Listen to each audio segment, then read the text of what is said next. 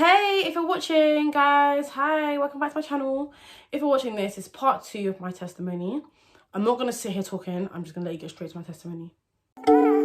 Everyone's life's a story. Man started off decent, had a few rough patches, now for God's glory. This life since starting to bore me. I'm choosing to rebrand, choosing to be more me. You ain't gotta Dior me. If you adore me, I grew up on people pleasing, definitely stem from the bullying, the name calling, and the picking and teasing. So if I let you down, you know the reason. Because of this person, I have to thank you to this person, because they helped me to understand that I love music. I have a passion in music. I love it. I rap, guys. Without this person, I don't think I would have been taking rapping seriously. I also love psychology, and this is one thing I have to thank the person for, because they helped me understand how much I love psychology. Because the person was a narcissist, I used to study narcissism, then got on studying borderline personality and many more other personality disorders. Throughout the whole of 2021 now, I was starting to heal towards summer, but that's mainly because of the fact that I decided to start channeling my negative thoughts like suicide and self-harming. I started to channel it into doing music, channeling it into doing painting. You can't actually see my paintings, but there's paintings up there. And drawing, and just basically doing things to make myself happy.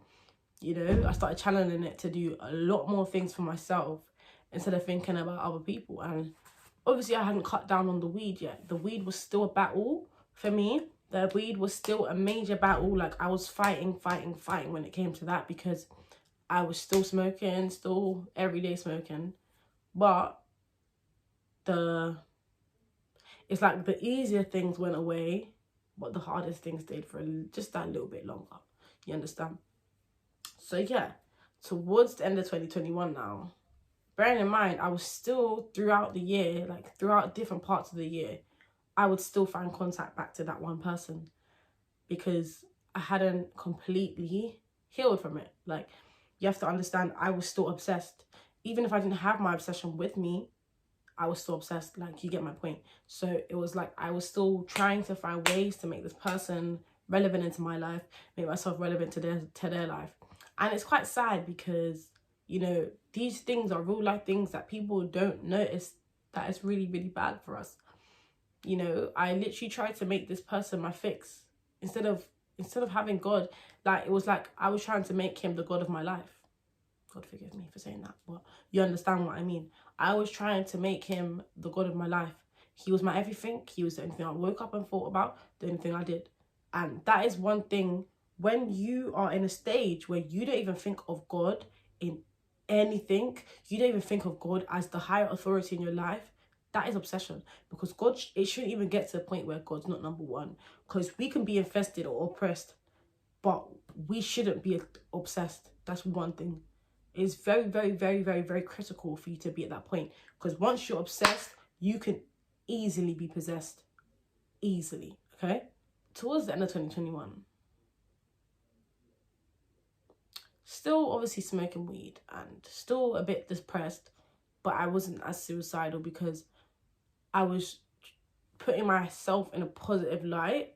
Also, throughout summer, like in the summer, I'm always happy, so that was a good thing for me. But I was putting myself in a positive mindset, because I went cams, so you guys can imagine I had like people to help me, speak to me, and a lot more people were becoming, like my family, my friends, a lot more people were becoming aware of my actual mental state. So the support was coming in, and that's what I needed. I just needed to be around my friends and my family and support. So towards the end of 2021 now, things are a lot better. I'm a lot more happier. I can promise you, a lot more happier.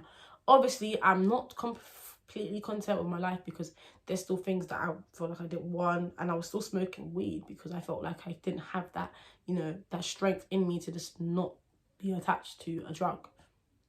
So now, coming October now, so literally I believe it's the 1st of October, the first Sunday of October, me and my church are fasting, guys, okay?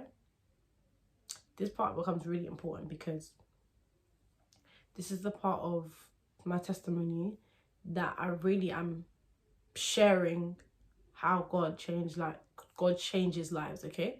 We're fasting in my church. And see, we have a 70-day fast. Now, this 70-day fast means I have to fast for 70 days. Obviously, I do get to eat by 6 p.m. Means that I have to be my best behavior for 70 days. That's how I saw it in my head, which was hard for me because it wasn't that I was bad behaved. It's just the fact that I smoked. You can't be fasting and smoking weed. That's the truth. Even if you are not eating and you're doing everything else, prayer, you're fasting and smoking weed. That breaks the whole fast in itself because that is something that's ungodly. Now, in that 70 days, when the 70 days first started, I was, fighting that weed addiction, but eventually in the first couple days I broke into it, like, sadly. So I was still smoking weed while I was fasting, and I knew it was wrong because and that's the thing, like, I knew it was wrong, but I couldn't not smoke, you understand? Which I find that absolutely, like, when you do, like, you feel like you can't stop something, that's so draining, and like, it's like bondage. Do you see what I mean? It's like a bondage. I was bound to weed. Something that a lot of people are bound to right now, and a lot of people need their way out, but only God can help you. And I pray he does. I pray you see this. I pray you are set free. That's what you need. You need your freedom. You need to feel God, I swear. So, what happened? So now, on the 8th of October, must I remind you, we're fasting, okay? 70 days fasting. Now, we wake up at 5 a.m. in the morning to do our first prayer. Then the next prayer is at 3 p.m. And the next is at 11 p.m. Now, I work throughout the day, so the 3 p.m. prayers, I never really got time to be there. But the morning and the nighttime ones, if I had the time, I'd be there. You see what I mean? So I remember that specific day, 8th of October, at 5 a.m. in the morning, when we prayed together, the church, and my mum and all my mum, my dad, brother, my siblings on the Zoom call, and my church was on the Zoom call. That specific day, God gave my pastor a prophecy. And you see, prophecies, you never take them seriously until you really actually see the prophecy manifesting in your life. So that day, my pastor said that God's going to change. She said 3 women, change your life today. Your life's going to change. 3 people's lives are going to change today. 3 people's lives are going to change today.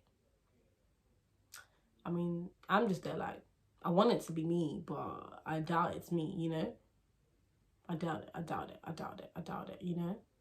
Now, she said that there was battling with a witchcraft spirit. Now, I want you guys to know that a witchcraft spirit doesn't mean you do witchcraft, okay? Because that could be that someone's done witchcraft on you, which most definitely I do believe was the case. And I'm going to teach you guys about witchcraft soon enough, because a lot of people don't realise that witchcraft is so common. There's a difference in practicing witchcraft and a witchcraft spirit. I believe practicing witchcraft is when you do witchcraft, and a witchcraft spirit is when witchcraft's been done on you. You understand? But yeah, so she said that 3 people are going to be free from the witchcraft spirit. You're delivered in Jesus' name. Amen. But she said the way you have your confirmation is that you'll feel, the demons or the spirits leaving you through gas. Okay? Through gas.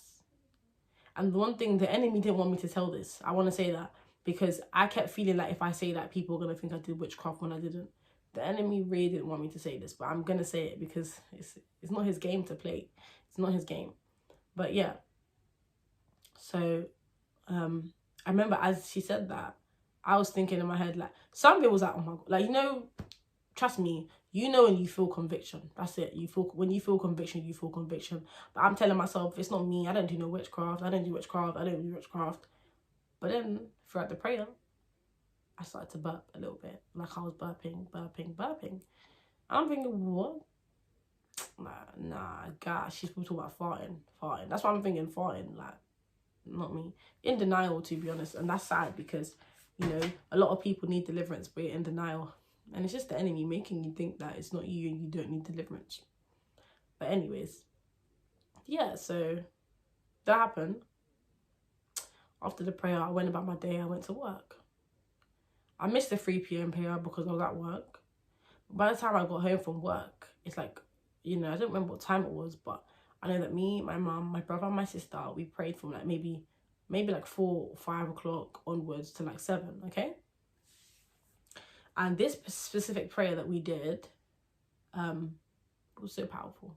It was so powerful. So that day when we prayed, God had a couple words for us, and he had a word which was for like each and every single one of us, you know, we all had something. And God said, someone here is heartbroken. And I just knew that was for me. You know, I just knew that that was for me. Like, I knew that was for me. I just knew. Like, I really just knew. And the other word that was shared for me was that for God to give me memory of something at 5 years of age. 5 years of age. And that for me gave me a confirmation, because I have a memory of something at that age. And yeah, so that gave me a major confirmation that God was speaking to me. Now, when I'm ready to speak about exactly what I encountered at age 5, I will share. But at the moment, at this very point in my life, I'm still on my journey, and I'm still gonna ask God, because that was what God asked me to do, to find memory in what happened. And I don't have much memory in what happened, so I need to find memory in that. So that prayer, when I felt that, you know, like God's really speaking to me, I don't know, my spirit was just weak to God, you know, like it was just weak to him. I couldn't even have that wall built up anymore, that front, you know, that front. Like, I don't need God. Obviously we all need God, but that front that we have is like a subconscious front, you understand? I remember I was praying, I was crying and praying and praying and crying and praying. I was just saying, God, I need you in my life. I was begging for God. I was begging because I knew that I had reached this point where I no longer am with this person. I'm no longer friends with these people. I'm no longer with people that are holding me back. I cut off a lot of friends in the summer of 2020, end of 2021. A lot of friends were gone. By this day, a lot of friends were gone. So I had realised that I'm at this stage, I'm working, and I ain't got these distractions around me. The only distraction I had was the weed. You understand? So now it's like, this is what I'm saying, like God was stripping away all the things piece by piece, and left me with the choice to leave one of them. You see what I mean? What then happened was, I remember I was crying, praying and crying, and these words came out of my mouth. I said, God, what you need me to see, I will see. What you need me to feel, I will feel. And what you need me to hear, I will hear. I kept repeating it. You see, if you watch Mike Todd, I must say, if anyone who's watched Mike Todd's video, that was the vulnerability. I took off my shoes. I took off my protection, took off my guard, and I showed God that I'm available. And that's all God wants from us, availability. Because availability is the only way he can actually use us. If you constantly have your wall built up, how is God going to access you? Do you think God's going to come and bust the door open? Only the devil intrudes. God comes with permission. God knocks. I want you to know, God knocks at your door. The devil will bust through the door. So that same day, October the 8th, I had a party to go to with my friend. Now, it's a party that I knew of people at that party. Like, I knew of people at that party, but I don't mix with none of them because they're not from my area, and also it's just not my crowd. Like, it's not my crowd of people. But me and my friend wanted to go to the party, so we're going to the party. And her friend, who's also one of my friends, but obviously them two are much closer, are also coming. She's also coming, but me and my friend, you know, I'm not going to say her name, me and my friend Megan are going to the party. Now, I already know that I've just prayed. Like, I've just had a wonderful prayer. I'm about to say something. I had a wonderful prayer. Like, what do I do? Because what if it's time to smoke or drink? What do I do? But even there, I wasn't really sure how to handle that situation. I still went to the party, just winging it, you know, wild and free, young and lit. So I went. Now, I remember we got some alcohol, Magnum bottles, Maggie bottles. And, You know, we didn't pick up, but we managed to get loud there. But we'll get into that. So you see, now we've gone into this party, and it was a house party in the boy's house, in his garden. So you can imagine people in and out the front door, back and forth. Now, we've gone into this party, and already, one, I'm not really mixing with this type of crowd, because I don't mix with this type of crowd, you know. And then secondly, I just don't feel, the atmosphere of the party just didn't feel right. That the atmosphere of the party, I just felt like I didn't fit in. I wasn't supposed to be there, you understand? And it's crazy because when I was at the party now, like, all I was constantly thinking, when I was looking at everybody, I was constantly looking at every single person, and what my spirit was feeling, my spirit was uncomfortable there. My spirit was so uncomfortable at that party, and my spirit was literally saying, do you know how many demons are at this party? Like, there are so many evil spirits here. Some of them look like people. It's crazy how, I was even saying, there's a lot of people here talking to their friend without even knowing who their friend really is in the spiritual realm. Like, you can't even see who your friend really is. Like, I'm telling you, when I tell you the spiritual realm is so real, you think that your friend's your friend, and then at night time they fly. Please, please, please,